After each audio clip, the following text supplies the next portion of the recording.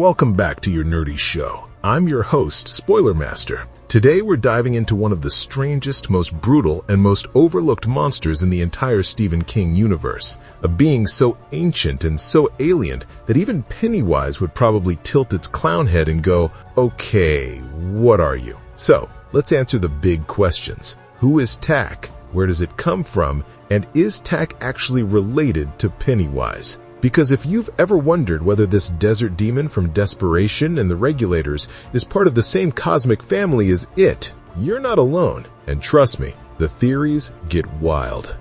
Tak, the extra-dimensional demon of desperation. Tak is described as a Wasan, an extra-dimensional demonic entity whose true form does not exist in our reality. In Desperation, Tak manifests only through possession, entering the physical world through a well-like gateway called an Eni at the bottom of a deep mine. The China Pit mine essentially functions as a crack between worlds, allowing Tak to reach into ours. The entity itself remains trapped in a hidden dimension, only able to exert influence through fragments of its consciousness that seep through this opening. Tak doesn't take on physical form the way Pennywise does. Instead of creating illusions or avatars, Tak requires a host body, and its energy burns through those bodies like acid. Even the strongest hosts collapse after days, and weaker ones deteriorate within hours. Tak's presence amplifies any defect the host body has, whether that defect is physical, emotional, or medical. The moment Tak abandons a host,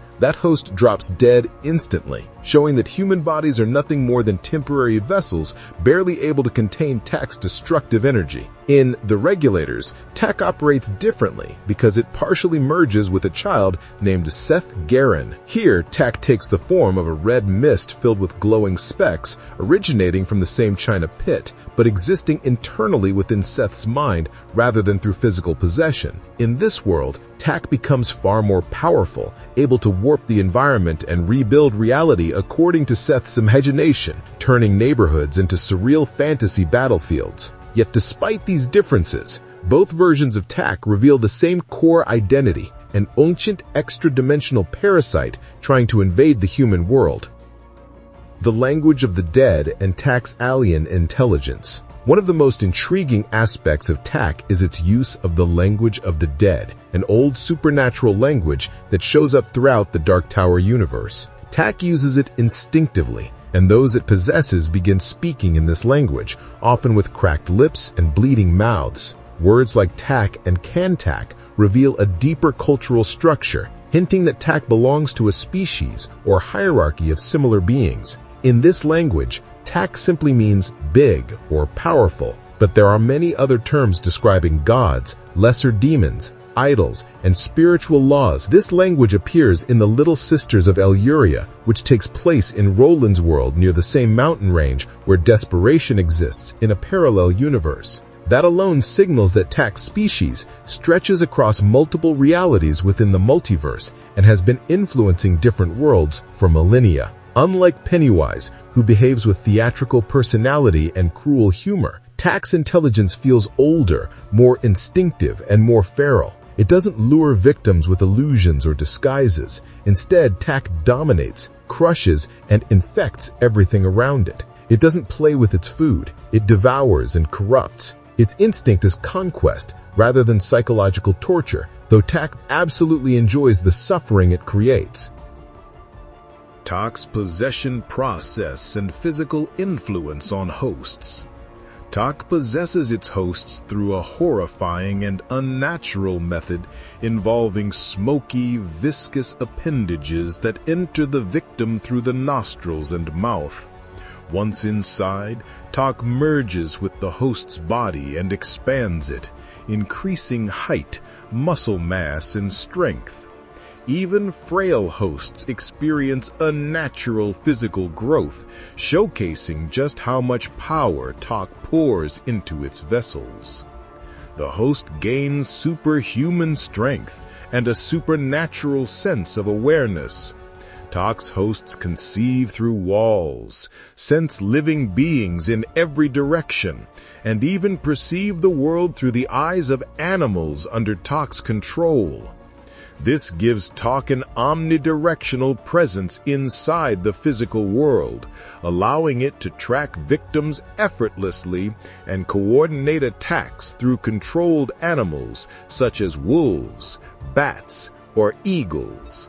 Talk can possess one host at a time, but it can influence humans through kantas, small stone idols created by long-term exposure to Talk's presence. These artifacts drive people insane and exert mental control, though this control is weaker than full possession. The fact that Talk can infect objects adds another layer to its nature, suggesting its energy is corrosive enough to alter matter and infuse it with supernatural properties. Even more disturbing is how rapidly Talk burns through its hosts. Cancer accelerates into full-body collapse, heart defects become critical within hours, and minor infections transform into lethal breakdowns. No host survives. The moment Talk leaves, they die instantly. This shows that Talk is incompatible with stable human existence. It is a wildfire trapped inside flesh.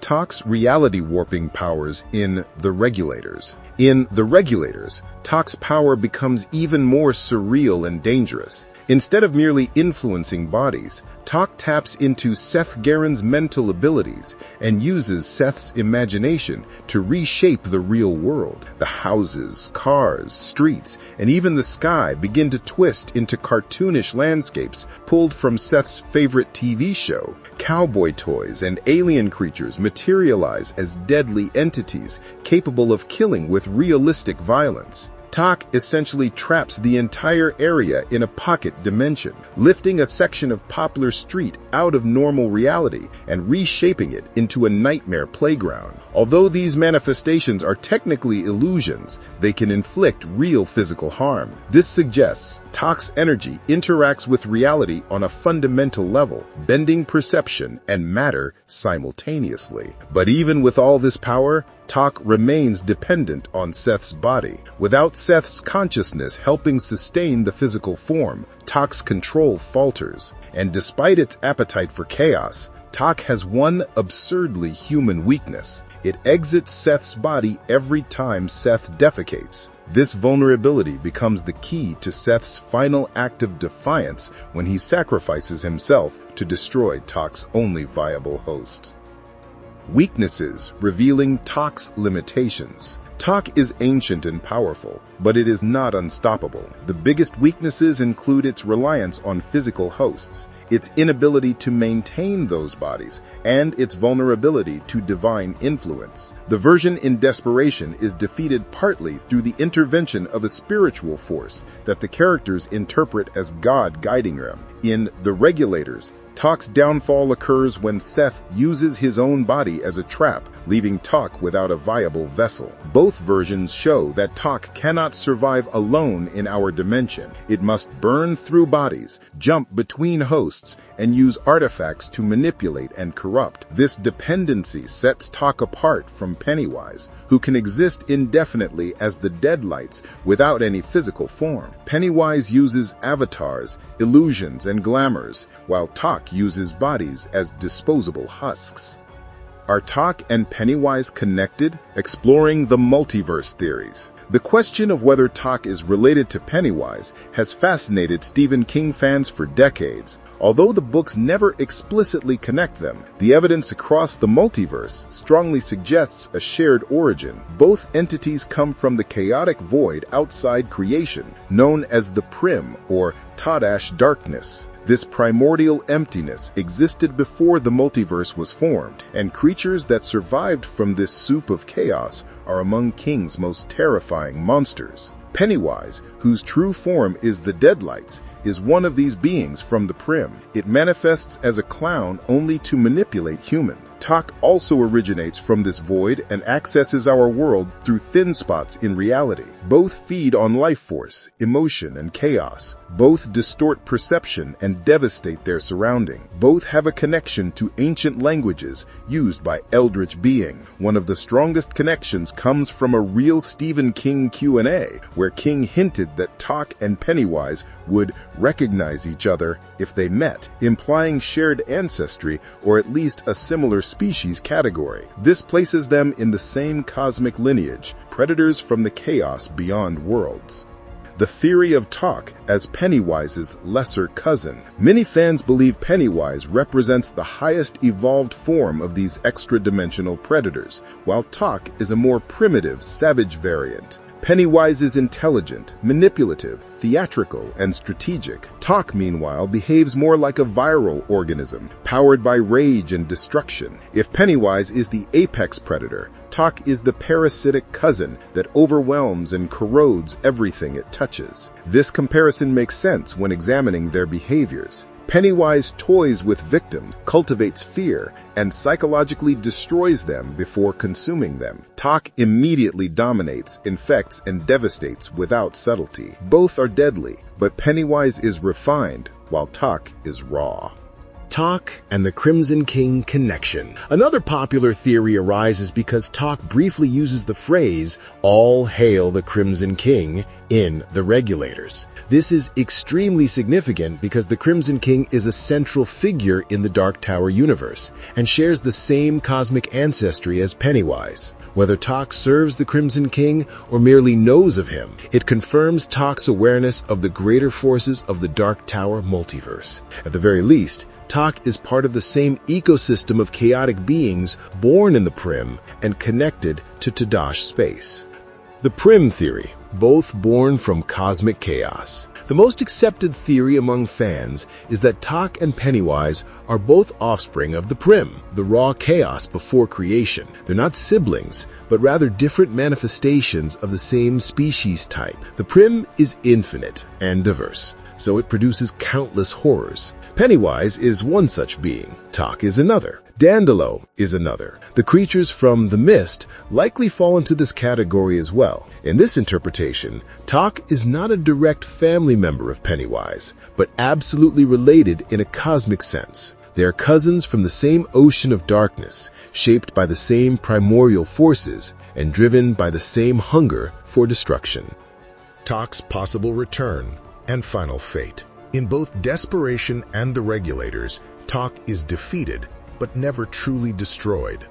The Desperation version is re-imprisoned when the mine collapses, sealing the Innie beneath rubble. The Regulators version loses Seth's body and dissipates into nothingness, but nothing born of the Prim ever fully dies. These entities endure in the cracks between realities, waiting for thin spots to reopen.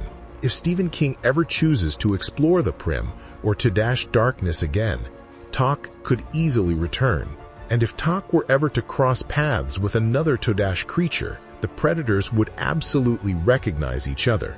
Maybe not as friends, maybe not as enemies, but as organisms shaped by the same cosmic origin. Our nerdy thoughts. So that's the full exploration of Tok's origins, abilities, weaknesses, and the deeper theories connecting it to Pennywise within the Stephen King multiverse. When you look closely at the mythology, it becomes clear that Tok isn't just a random villain from two novels. It's part of a larger cosmic ecosystem of monsters born from the chaos before creation. Whether Tok is Pennywise's lesser cousin, a fellow predator of the Prim, or simply a different branch of the same eldritch species, the connections run deep across King's entire multiverse. Thanks for joining me on this deep dive into one of King's most underrated terrors. This is your Nerdy Show. I'm your host, Spoiler Master, and I'll see you in the next breakdown. No, what the heck, I'll laugh anyway.